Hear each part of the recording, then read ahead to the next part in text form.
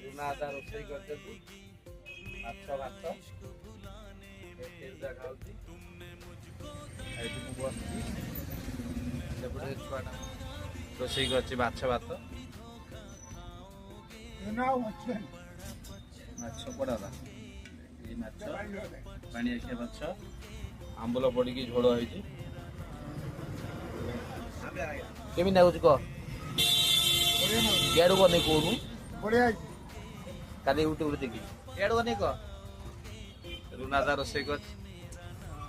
ମୁଁ ଖାଇଲେ କହିବି ଖାଇ କହ କେମିତି ଲାଗୁଛି